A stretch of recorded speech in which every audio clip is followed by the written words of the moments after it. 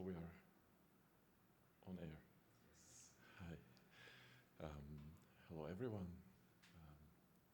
It's great to be here. Life is beautiful, isn't it? Because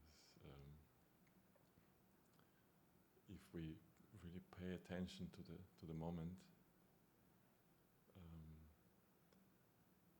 without pushing it towards our wishes, our desires, we can really enjoy it in its very pure nature. And yeah. By the way, my name is Iggy. I'm very happy to be on the radio. That's been my big dream since I was a teenager. So I was born in Moscow, in Russia. And I think radio is still very popular there. And for me, radio was a discovery of music, discovery of voice, also discovery of electronic music. Because I was born in 1985, so I was a teenager by the end of 90s, when the real electronic music started coming into the country, like big time. And there was one electronic music only radio station. It opened something like maybe 2000, 2003, and I loved listening to it, and some other radio stations. And I think in my early 20s, in my circles of friends, I was very famous for talking too much, like really talking a lot.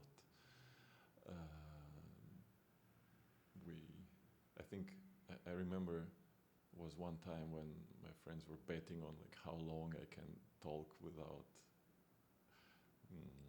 a break. And I think I got to something like, I don't want to say something, but long time. And so many times I heard like, why don't you go to be on the radio? And somehow I considered even a job or profession of radio moderator, but I never had the opportunity to do that, and even never had a chance to be on the radio until now.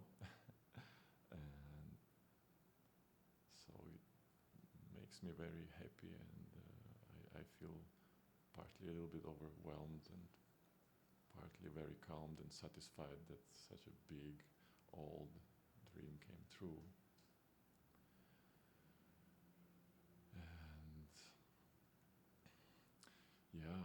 And I started with shakuhachi, which is a Japanese bamboo flute. I started the show, and it will be a part of it. I will play occasionally a bit later. And maybe a few words about that. So shakuhachi is a Japanese bamboo flute, originally created by the Zen monks or Komuso monks. Maybe some of you have the image in mind of a monk wearing a very weird bamboo helmet covering their face. So they are not distracted, and their mouth is protected from the wind. So the wind does not distract the breath, because breath is what you use to play this flute. It used to be a tool for breath control, meditation, and walking one's path to enlightenment. And later on, of course, it was taken over by musicians all over the world, and there are many people who play jazz and maybe also some mixes for electronic music. And, I discovered it as a perfect music instrument for me. Or maybe it's not even really correct to say music instrument, because, as I said before, this is an instrument to meditate, to self-discipline, to breath control. And like one of my teachers told me she only can travel to distant worlds when she plays shakuhachi. So, everyone has their own way to space out a little bit. I discovered this flute for me. It's a very common story.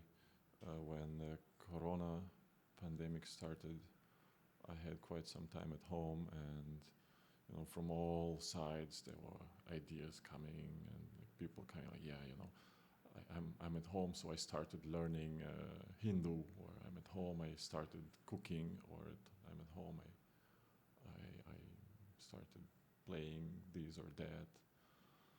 And somehow this old memory of wanting to learn some music instrument came to me, and since I travel to Japan very frequently, and I spend a lot of time here, and the sound of a flute in general speaks very much to my heart, and it's like, why not? And I found one, it's like super cheap one online. It was like turned on like a wood turning machine, so it wasn't even made of bamboo, and I ordered this one because it was very cheap, and I thought, I don't know if I really like it when I get it. And I received it. I couldn't make any sound, so I thought maybe I should find a teacher. So again, on the internet, I looked up. I found Alcuin Ryuzen Ramos. He's in the shakuhachi circles, he's relatively known. He's a half Japanese, half I don't remember, South American. And he lives in Canada, in British Columbia, with many bamboos and many flutes around him. So I discovered him online. We booked the first session. He looked at the flute I ordered online, and it was. He said, "Man, that's not the thing." It's like some absolutely random, and it's made by somebody who maybe knows about music but doesn't know about shakuhachi at all. So you need a real shakuhachi, a bamboo one, and so he offered me to buy one made by him, and I agreed, and I received this one. I just played it by post. And I immediately fell in love with it.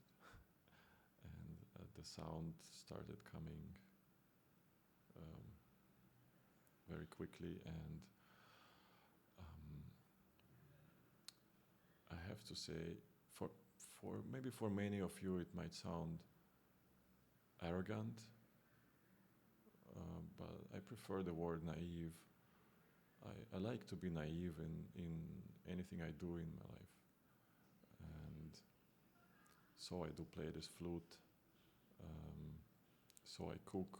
It's actually, my main work or professional life is a cook, or chef, as the popular word says.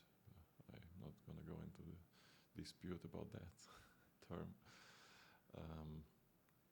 because I really like going with the flow.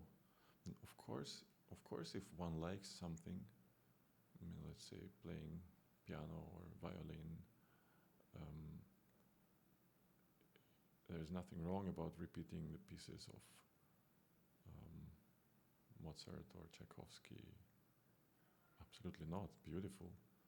And if someone likes it, for sure. For me personally, I like to experience life raw, like in its primal state, not hidden behind thoughts and concepts. And so I kind of came to the conclusion that I don't need to write down the notes. I don't need to write down recipes. I just do. Try to do it with an open heart and just see what happens. And usually beautiful things happen. Although I might have been criticized by some people for not being professional or being too lazy to learn about this or that. But I just like it this way, and maybe let me switch to the flute for a few minutes again, and then continue our talk show.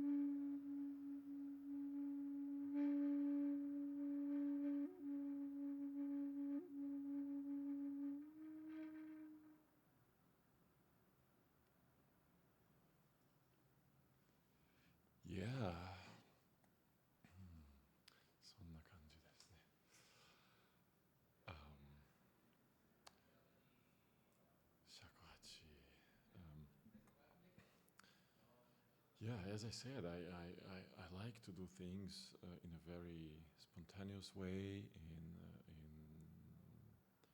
just giving a little. I don't even want to say push, kind of a touch, and then things are starting moving somewhere, and I'm just guessing maybe it's like many DJs work like that. I think most of beautiful things are just the moment. It's the moment in life, which we cannot lose. We have to cherish it. And I've been. I'm many things. It's not easy to find a definition. I guess just a human being, at least one part. And I started studying Tibetan Buddhism a few years ago, and that's where I understood that that's not a religion. That's a mind science. That's just a tool to understand oneself better and be happy, enjoy life if you want so.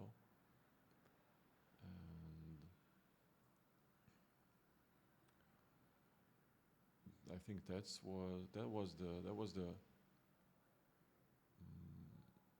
time when I came to this very clear realization that anything except now is a concept of our mind. So basically a fantasy or illusion, and that's why planning things too much kind of lost meaning to me, because like happiness, satisfaction, feeling good, that's something what like we produce it inside. And why should I let my well-being be influenced by anything from the outside, right? So I was just asked the question, like what do you do when it's hard? And I think my answer was, hard is just an idea, right? If you do a little bit of effort and change the perspective, it's not so hard. If you do a little bit of effort and learn to focus on the nowness of life, nowness from like the now, this particular moment, because every bit of time is becoming past constantly. This flow, we cannot stop it, right? So the future is now, the future is now, the future is now, and now is the past, now is the past, now is the past, right? So unfortunately, I mean, I don't want to speak for anyone personally, but most of us humans, we live in some kind of dream of the future, or memories of the past, like, oh, that was so nice, like that ramen was so tasty, okay, I want to have it again, like that person was so lovable, like so attractive, and I was like, but what about now, Well, now I'm in the radio studio, and that's fantastic. Like, why would I like, be dwelling on some idea from the past or from the future?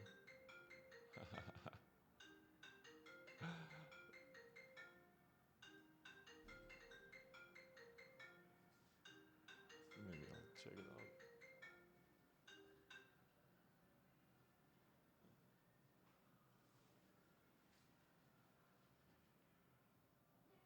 So, yeah, let's see if we're back. Because I'm looking at the video transmission now. It seems to be hanging. I hope the sound is not.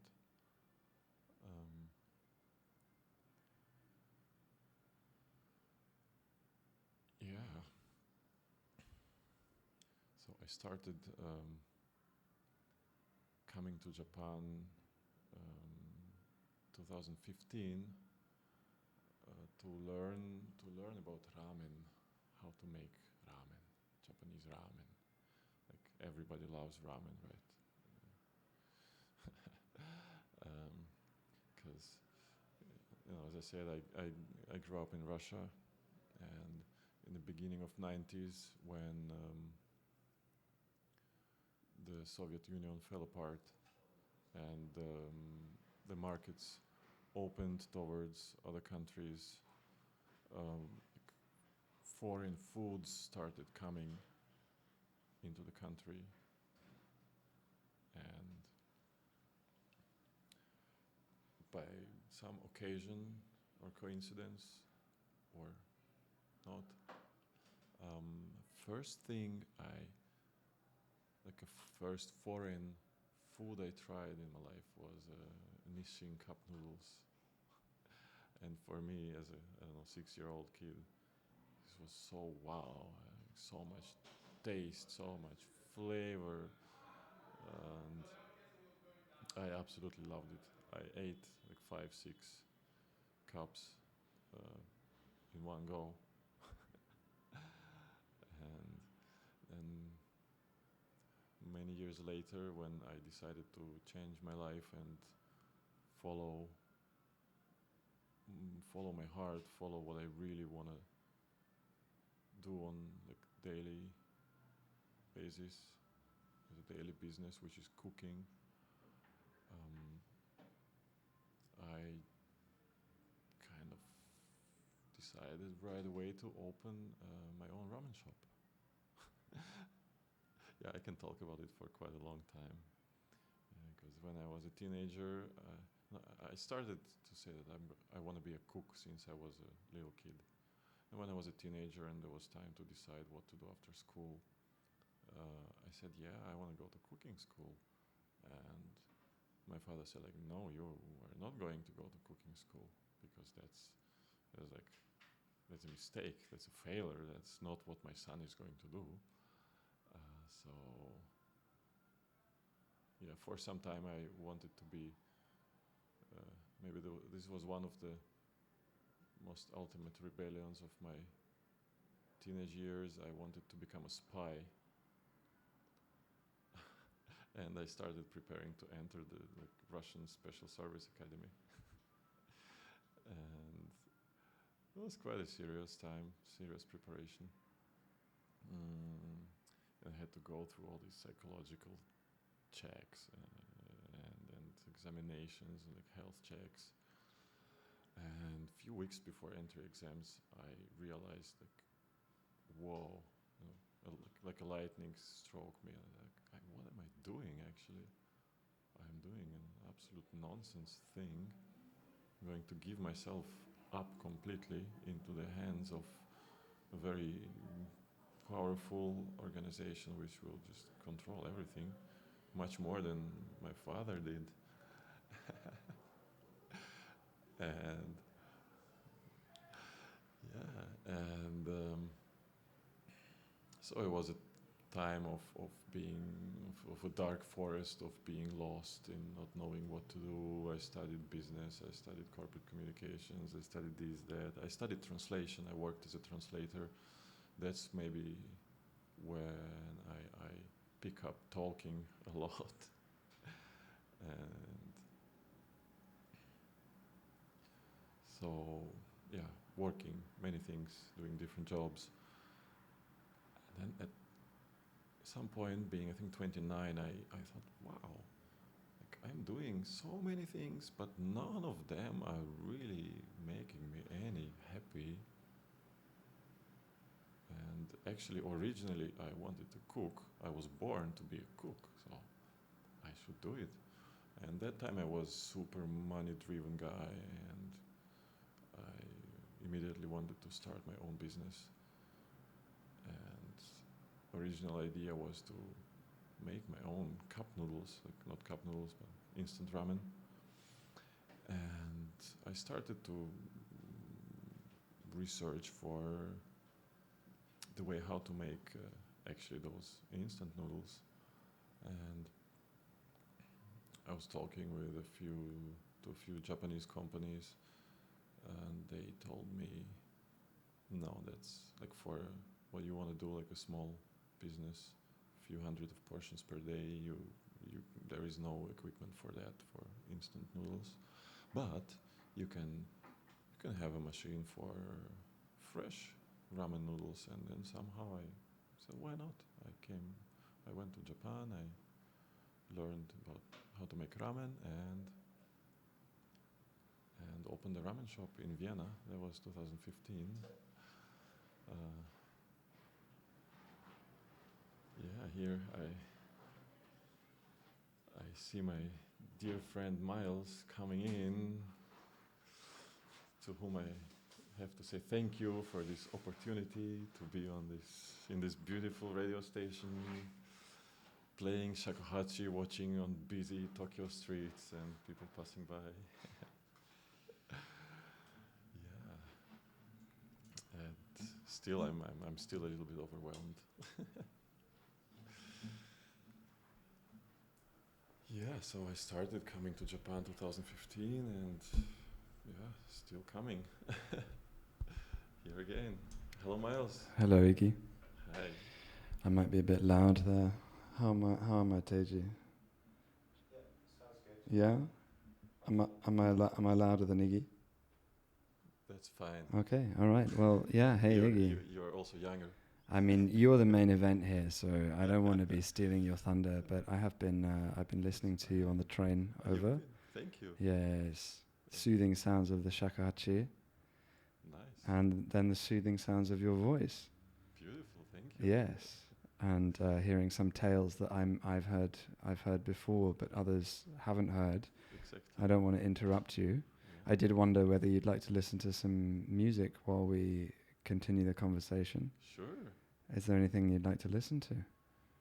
I will follow your choice, actually, because Well, it's your show, but I mean, you're you're the DJ of my preference. I listen to your shows, actually, from the radio, the recordings. Oh, really? From time to time. Yeah. Thank you. That's While very kind. driving, for example. Oh yeah? And Yeah. where were you driving? Well, I spend when I come to Japan. Yeah, sure. You want to hold the microphone and talk directly into it, just like I'm doing here. Of course. Don't be shy. Thank you. Yeah, well, since I'm coming to Japan frequently, as I mentioned before, I spend most of the time in Kagoshima, south of Kyushu, and mainly in very rural areas, and without a car you cannot get anywhere. So basically it's every day lots of driving if you want to go from A to B. Although some friends, I introduced walking to my Japanese friends, like local people there. we walk sometimes for a coffee, without taking a car, which I thought is a very healthy way to move around, actually. But still, a lot of driving and And those have been soundtracked by some of my your music. tunes, I'm very honored. And generally, the radio 303. So a fan is playing in my earphones or in the car. Wonderful. Quite frequently. And now you're here in the main studio. Yeah. But I'm flattered by your compliments, but this is your show and it also is themed on the shakuhachi. I don't know so much about shakuhachi, but I would be keen to hear if there's any other shakuhachi music that you ever listen to.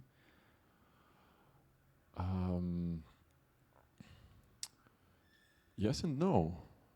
I have listened a lot of live playing of my teacher and some small shakuhachi community, mainly in the south of Japan.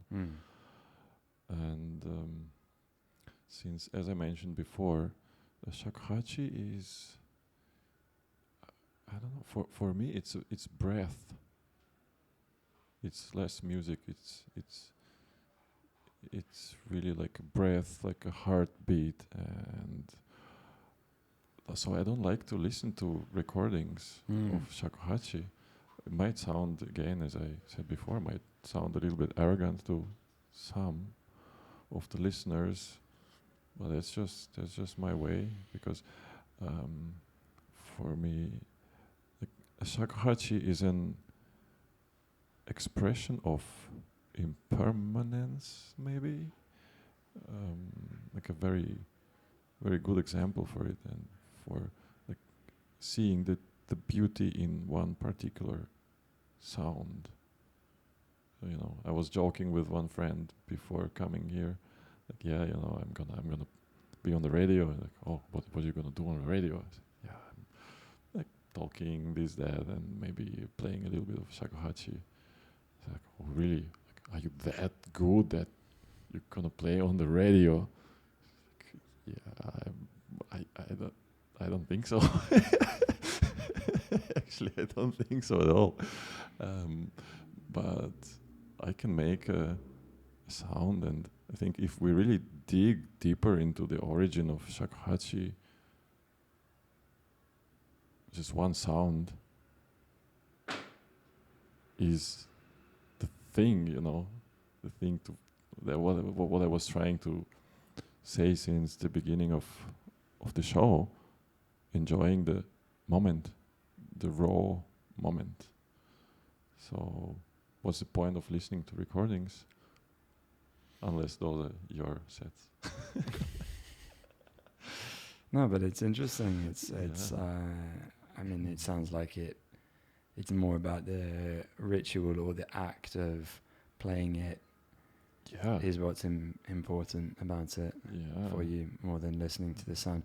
But are you also enjoying the sound of it while you're playing? Oh, absolutely. I don't know. You said you were listening before on the way here that one of my teachers mentioned once that she can travel to distant worlds only when she's playing shakuhachi, because, as we know, there are many breath techniques which can actually influence even kind of interesting states of minds, where sometimes people even can awaken hallucinations only by breath techniques like holotropic breathing or something like that. So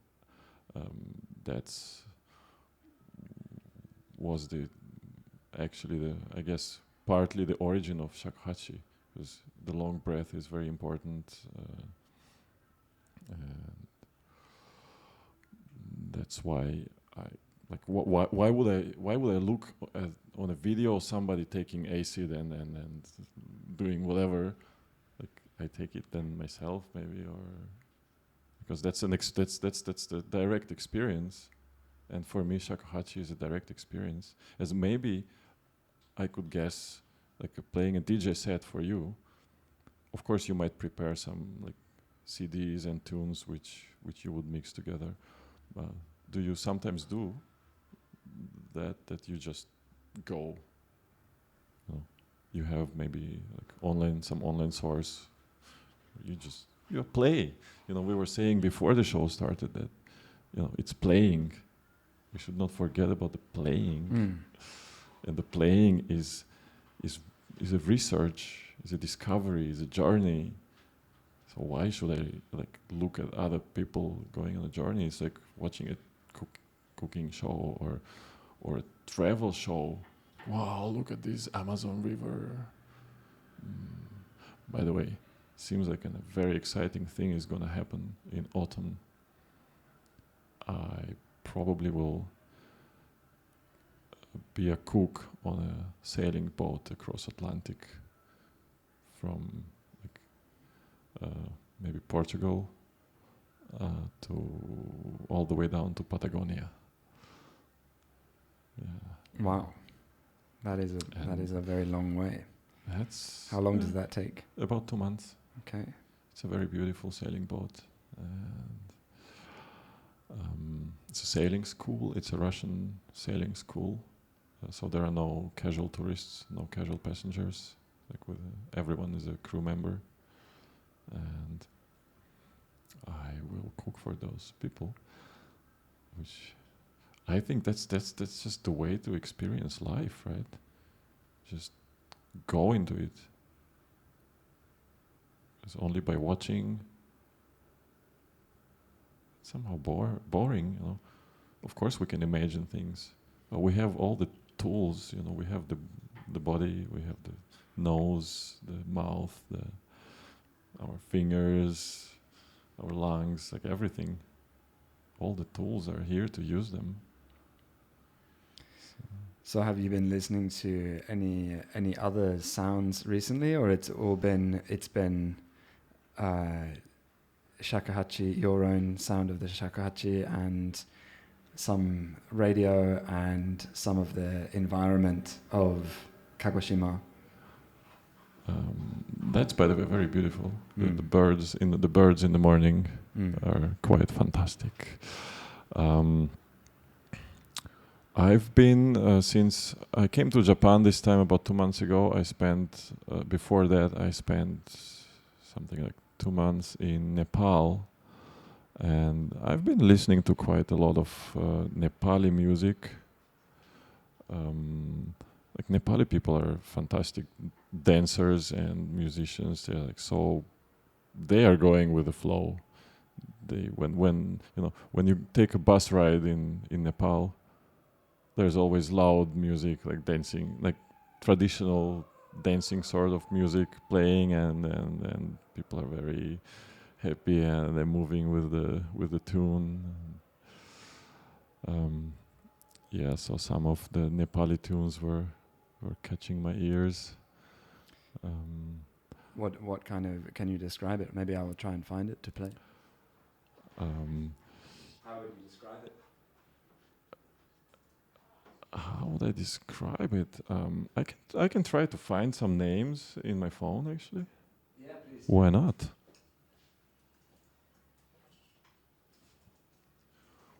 Why not? I just think it's interesting for the people that are only listening. Yeah. And that can't see, to paint the picture for them with some sound. Yeah, thank you. Cool. See, I told you I might want some guidance. And now I'm looking at my Spotify and I see the last band I was playing is Kirinji. What's that? The Japanese band Kirinji. I don't know them. You don't know them? Who are they? Are we allowed to play anything? Yeah, if I can pull it up over there, then we can play. Then we can play something, or we can plug your phone in directly. Wow, that would be cool. Let's try that.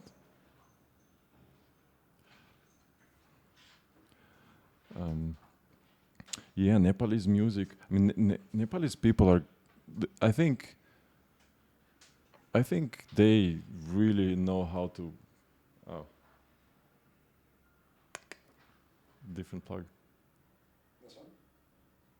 Yeah.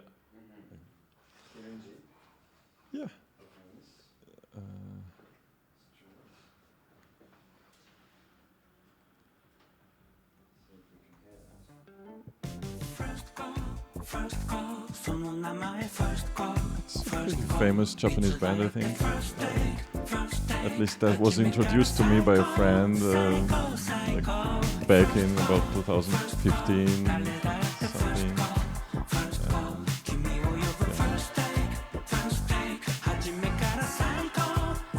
Sweet Japanese song. I love it.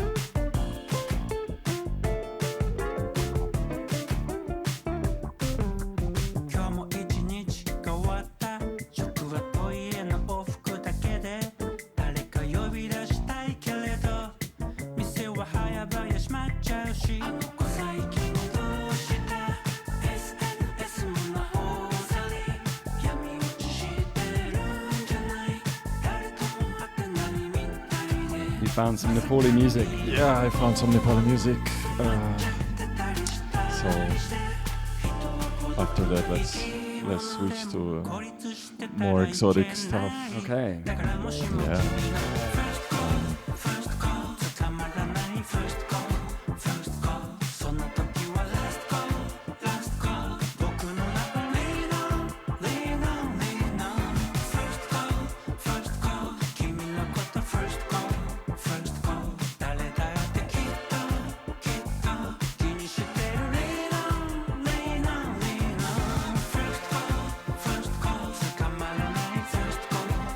I'm quite intrigued. I have no idea what the Nepalese music is going to sound like.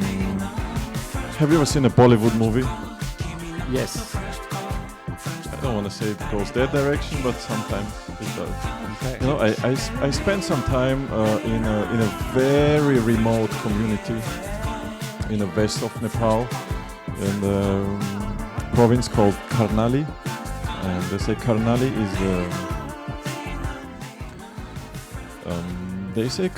is the poorest province of Nepal.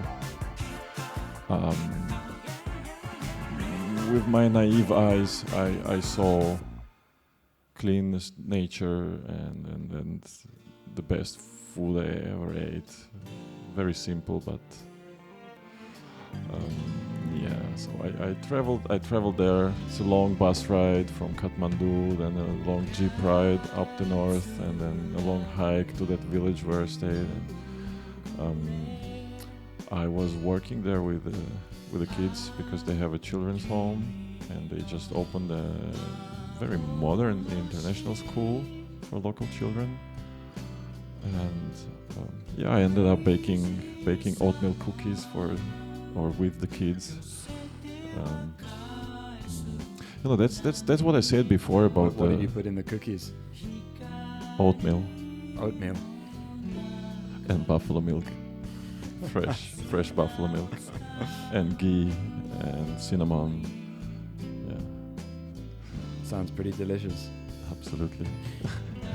But that's what I was saying about going with the moment before, because last December I had a very intense dream of being in an orphanage, like working in an orphanage.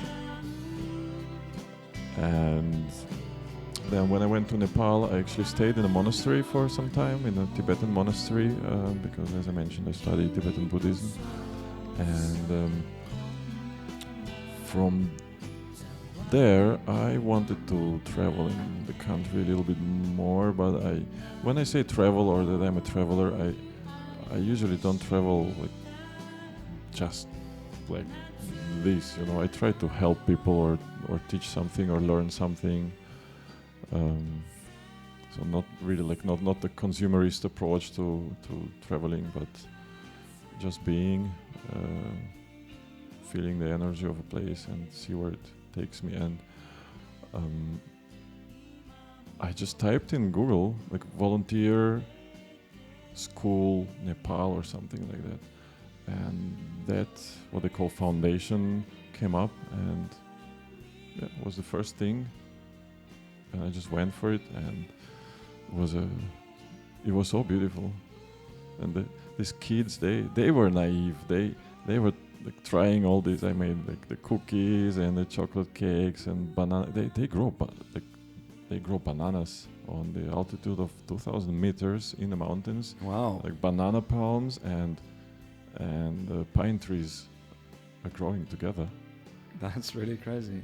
Yeah, absolutely. I was so shocked. It's like it's a natural paradise. You have beautiful mountains, all possible kinds of grains. You know, maybe you have this image of a very beautiful rice terrace area, and they go, depending on the season, they grow rice, barley, wheat, millet, and then they have bananas. But they're also very famous for apples. Also, yeah. It's very surprising to me. Absolutely. And they have the cold, fresh mountain river water, which is very tasty. Actually, I'm very sensible to water. I cannot drink tap water in big cities.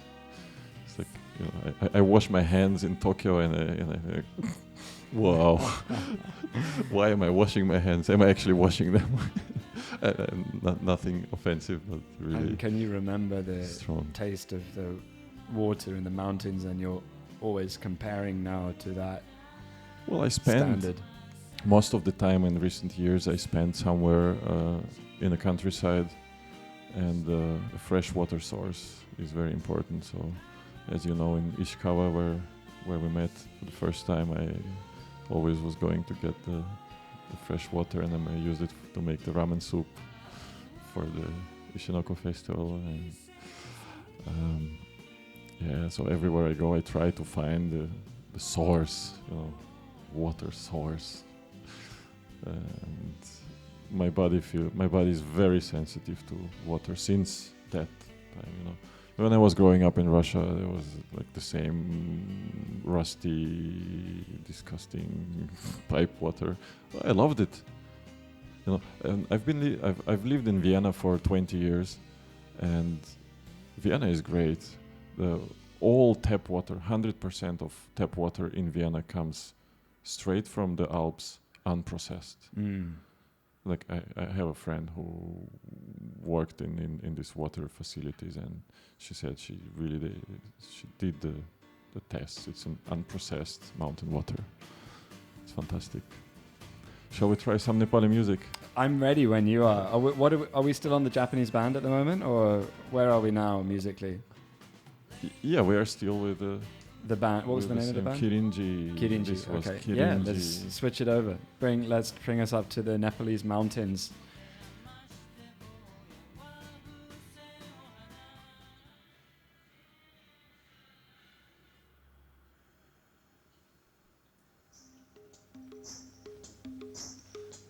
Voila. Can we get a boost on the volume, please, Mr. Producer?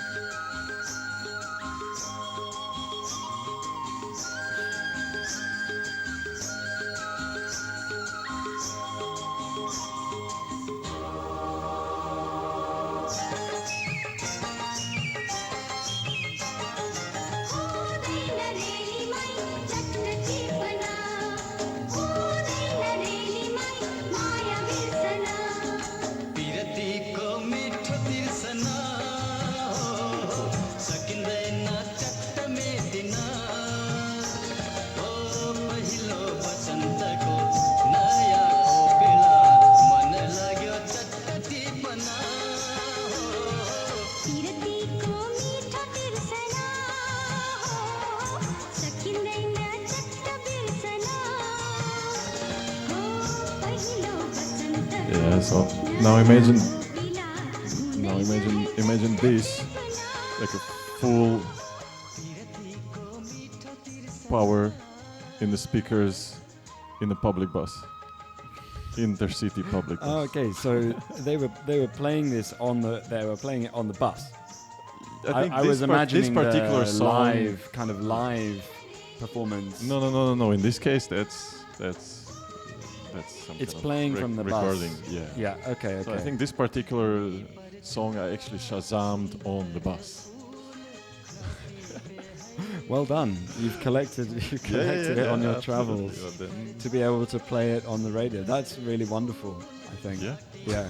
You can bring that. I've never heard that sound before. It does. Yeah. If I had to connect it with something I'm familiar with, then it would be kind of Bollywood music, I suppose. The singing for sure. But the instrumentation and the introduction. I mean, of course, you've prepared us by talking about these mountain scenes, but it really fits very well with that image in my mind. It's very light and carefree and like the fresh. I can imagine the fresh air in the mountain. I'm curious, actually. You were talking before about shakuhachi and breath. I hadn't thought about this before as it being a kind of breath ritual, almost like a meditation, or it's like it's having a physical effect on your body. It's not just a musical experience for people listening. And I'm curious if you played while you were in that high altitude, fresh air environment, and if it was any different, or you noticed anything from that experience. Well, shakuhachi, at least in my case, I rarely play for audience. I like to sit in the mountains and play. And when I was there, I slept in a tent, and occasionally I went out late evening when it got dark, and you have no so-called light pollution, absolutely. So you see stars, you see the Milky Way from the mountain, you see the moon. It's amazing. And I was sitting and playing just down the valley. Of course, not like, flute is the one I have is quite small and not so loud. So. I can imagine that the acoustic or the echo of the valley would be very beautiful. Yeah, if you find a spot, it actually is beautiful. Yeah, it can also get lost very easily, especially when it's windy, because when you blow into this mouth opening of the shakuhachi, you have to divide your breath between a part of it goes inside the flute and part outside. It's a little bit like the blowing into the bottle to make sound, So, and if the strong wind comes from the side, it interferes strongly with that. Coming back to your question regarding playing in the high altitude, honestly, I have to say, it's a bit more difficult because the air is thinner. So to do the longer tunes is a bit harder, like physically harder, because you have to breath out for a very long time, and when the air is thin, it's not so easy. But if you're asking if I traveled to any distant worlds while playing shakuhachi, sometimes maybe not in the mountains, because it's already a very distant world for me. Why should I try to go away from there? True. So more of a enhancer of the environment you found yourself in, more than a transporter away from that environment when you were there. But I'm curious. You mentioned when you played. You said when you played some of the longer tunes, it was more difficult. Does that mean that when you're playing shakuhachi, you're playing actual compositions or songs or melodies that are known, or is it more improvised or a combination? I have no idea. For what I do is 100% improvisation, because as I tried to explain before, I'm a very lazy learner, and I encourage people to be lazy and just enjoy their life wherever it goes. And if it brings them only to sit on the couch eating their potato chips and watch Netflix mainly, maybe that's thing to think about, like your life and about yourself, like who you really are, right? I'm not sure if I caught the philosophical point there. Could you rephrase that one? Well, you see, if you don't put yourself into frameworks, then like, your shadows, your deeper like, desires are coming out. And as we spoke before the show here, most of people don't know what to do with themselves. Like if I tell someone, you are free, just do whatever you want, I'm sure that most of people will be just confused. As me here, I told you that I will need some guidance because I'm first time on the radio. But yeah, for example, I have an experience of supporting let's say classes or ceremonies of something called liberation dance, and I was so surprised when people who are new to that, they come and then the teacher explains things, and there's some exercises, and then people are like supposed to do whatever they want. So the teacher says, like dance, just dance, or sing, or shout, or cry, or scream, or laugh, or just lie, but feel yourself and go with it. And I saw so many confused eyes. It's like, what should I do now? Like, some people are a little more relaxed or experienced with just being, just enjoying being, not doing, being. Yeah, and that's what I meant. If you're free to do whatever you want, and what comes out is just sitting on the couch and stuffing yourself with junk food, it's something to think about. But maybe that's the key there, is you mean if you find yourself in that position where you're on the couch with your potato chips and your Netflix, that then if you reflect on that, you find value in that reflection? Is there are you saying you have to reflect upon it in order to find value in it, or have I misunderstood your point? Yeah, well, no, absolutely. You I think one should. I mean, who am I to say who should do what?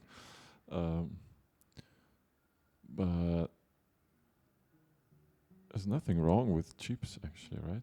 You can enjoy them as well. You can enjoy them. You can enjoy them, absolutely.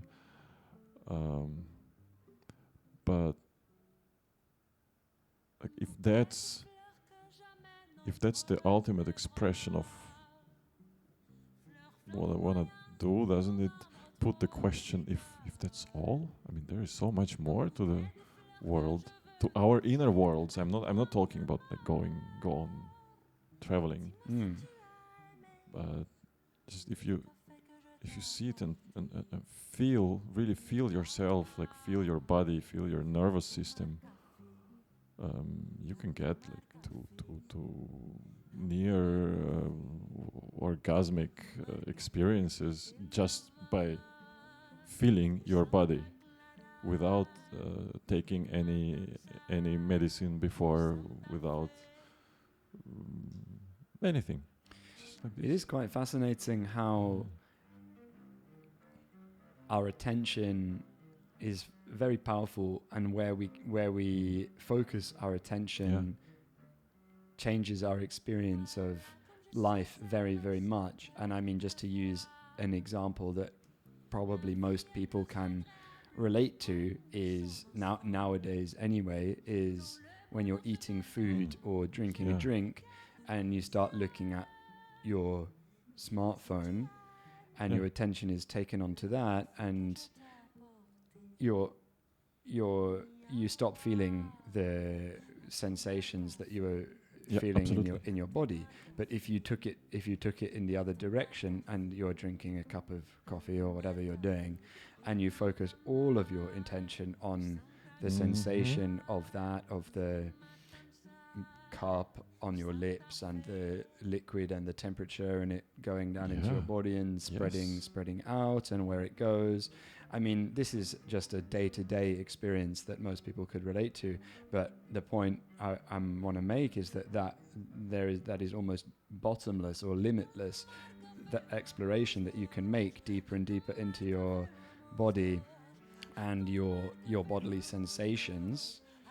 And most of the time, we are not paying attention to that, and we're not training ourselves, not practicing being in tune with that, because it's not like a switch. If you spend all your time not focusing on that, it's not easy to suddenly flip over to being completely in tune with all of those sensations. But of course, it's something that can be practiced or trained. And I think what you're saying there is that there is a huge inner world, and that's just thinking about the physical. Inner world. Worlds inside worlds, inside worlds, inside worlds. Endless, yes. Beginningless and endless, sure. Yeah. And it's so beautiful to research them, to experience them, to discover them. And I think shakuhachi is one of the things which taught me that just being with this piece of bamboo with 5 holes, which it is. I used to make. I made 2 myself. I couldn't bring them here, unfortunately. It is a very simple thing. Of course, there is a lot of tradition. There are a lot of rules and measurements and this and that. But then we can, and that's also one way to go. You can go into detail more and more and more and make things more complicated and more complicated and more complex. Or you can open them up and go deeper into one simple element, and then immediately you discover the complexity in one. Right? I almost wonder whether the more refined these kind of crafts or arts become, the more precise about design elements or conventions and the way that things have to sit or sound, that it actually takes it further away from the core thing you're talking about here, of it being connecting you with your breath, it being a kind of extension or a conduit for that.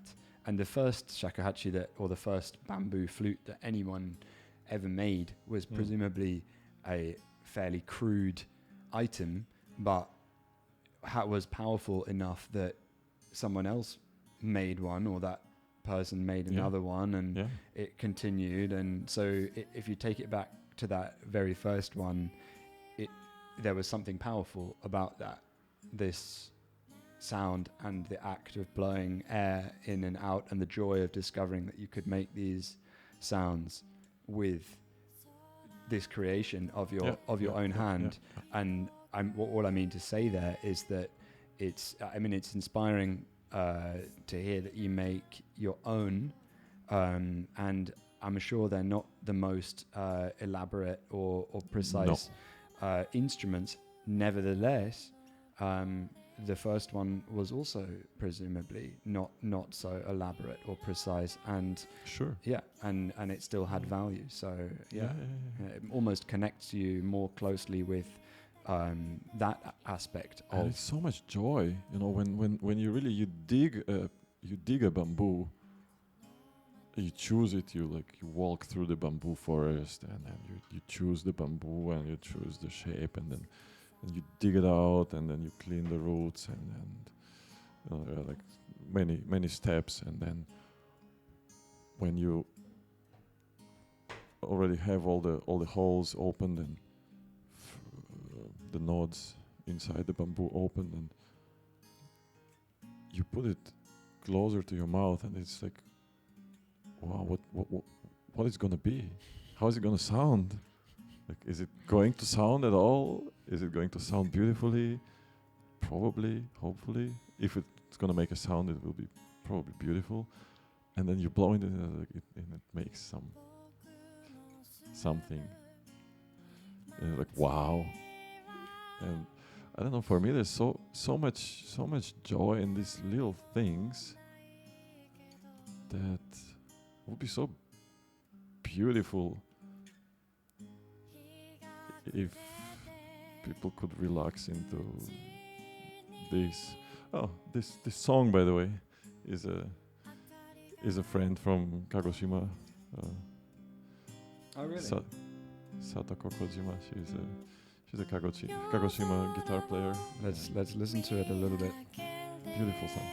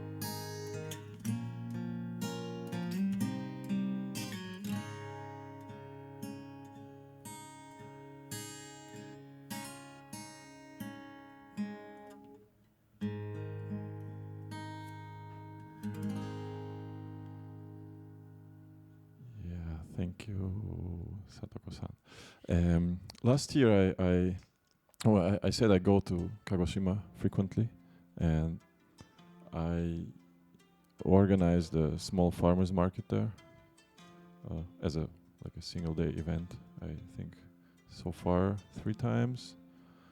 And last year, she played a live show on this market. It was very beautiful. Because I like to eat good vegetables, like simple organic food, and I have quite a path through my cooking career, as I started with as a passionate home cook, trying out everything. Then I opened my own ramen shop, and I was cooking whatever I wanted to cook. I ate everything. I was an eating combined, like a harvester. I was so greedy for experience. So I don't know if it's just a rumor, but I heard once that you ate an entire bottle of ketchup. Half. But that was rather out of necessity, because I came back after school. I think I was like 7 or 8 years old. I came back from school and there was nothing, and somehow parents forgot to, I don't know, buy food, leave me money, and I was very hungry, and I was waiting until somebody comes back from work and brings something to eat, and I was watching some movie, and you know, that's the post-Soviet childhood, right? You don't have like Pringles, and that day I didn't even have any cup noodles left, so I just No chips on the couch. I was just drinking ketchup from the bottle. Watching I TV. ended up drinking like half a bottle of ketchup. So you were sipping on it, kind of Yeah, casually, until something else happened to Yeah, stop you, and you What? got halfway. probably just somebody returned home and said like, "Hey, what are you doing? You're drinking ketchup." It's like, yeah, it's tasty. Yeah.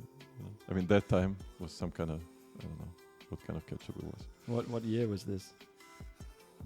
1992-ish, something like that. 92, 93, yeah. Post-Soviet. Yeah, just after Soviet Union. And I'm just curious. Would it have been Heinz ketchup at that point? I think it came relatively early after that, like quickly after that, because there was this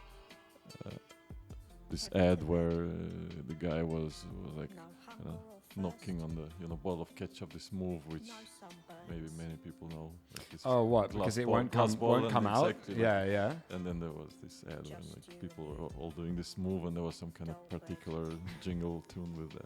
This was Like potentially Heinz, the first ever ketchup ad in Yeah, for sure. post-Soviet yeah. Russia. Yeah. Wow. Cup noodles, Heinz ketchup, Mars, Snickers, Coca-Cola, Fanta, all the best things which unite the world, right? I'm being very sarcastic now. If you Was didn't cup notice. noodle your first encounter with Japanese culture? That was my first encounter with foreign food whatsoever, and the first encounter with the Japanese culture. It's crazy to go Yeah. from cup noodle in post-Soviet Russia to making ramen at a festival in Japan. In Japan, yeah. And having an Life takes own us to ramen strange shop in places. Vienna. Or Yeah. ramen shop in Vienna, indeed. Yes, that's why I'm telling you, people, just relax and take it. you will be very excited. You will be very surprised. Yeah. But mainly positively surprised. Yeah, you can't. You're Yeah. not 100% of the time, but that just goes with the territory. But I'm curious. I mean, Yeah. we've got a few minutes left for this show. Just All right. what's your word of advice for the people on the sofa, on the couch, eating the chips and the watching Netflix? There is no judgment, as we've established. There's nothing. It's not course. inherently good or Absolutely. bad, but Mhm. it also sounds like this is not the ultimate end goal. Goal is not the right word, but you're trying to say that there's something else out there. What's your word to them? Well, I would say enjoy it to the maximum. And if that's the thing for you, which really gives you like the ultimate joy, that you're ready to spend even a second, was what precious second of your lifetime for that, you are very welcome to enjoy any Netflix show. But feel inside of you if that's what really makes your life, for sure enjoy it. Thank you. And I just heard that we've got a request in the chat room from Takigahara Cafe from Yukari to Oh, hear hello, Yukari. some shakuhachi in the remaining Yeah, let's go. 4 minutes of the show. Sure. Okay. Thank you. Thank you for the chat. It was very enjoyable. Thank you, Miles.